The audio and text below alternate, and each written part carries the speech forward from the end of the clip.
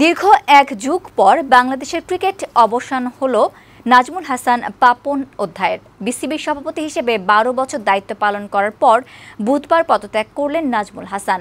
যুব ক্রীড়া মন্ত্রণালয়ে অনুষ্ঠিত বিসিবির পরিচালনা পর্ষদের জরুরি সভায় ইমেইলে পদত্যাগপত্র পাঠান তিনি। এরপর বিসিবির নতুন সভাপতির দায়িত্ব দেওয়া হয় জাতীয় দলের সাবেক অধিনায়ক ও প্রধান নির্বাচক ফারুক আহমেদকে।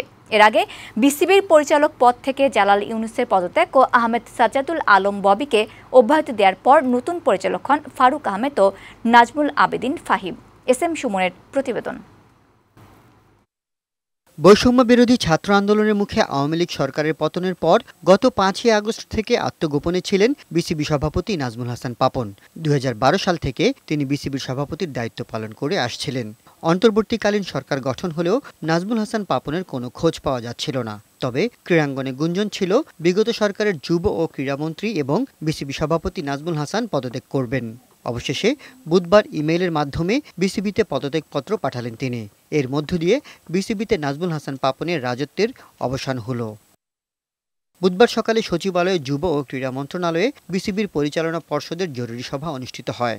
সভায় ২৪ পরিচালকের মধ্যে সশরীরে উপস্থিত ছিলেন ৮ জন।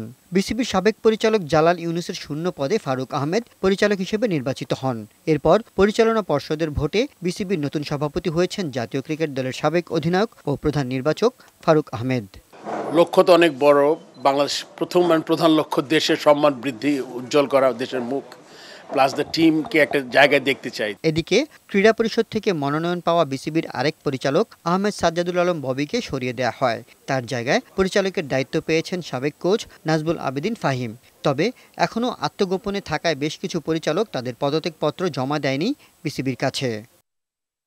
২০১২ সালে সরকার মনোনীত হিসেবে বিসিবি সভাপতির দায়িত্ব নেন নাজমুল হাসান পাপন। পরের বছর নির্বাচিত সভাপতি হন তিনি।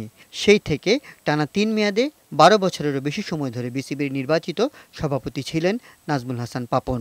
দুর্নীতি, অনিয়মের নানা অভিযোগ উঠেছে তার বিরুদ্ধে। তবে তাকে ঘিরে নানা আলোচনা সমালোচনা থাকলেও তৎকালীন সরকারের আস্থাভাজন হওয়ায় বরাবরই ছিলেন ধরাছোঁয়ার বাইরে। এস.এম. সুমন, বৈশাখী সংবাদ, ঢাকা।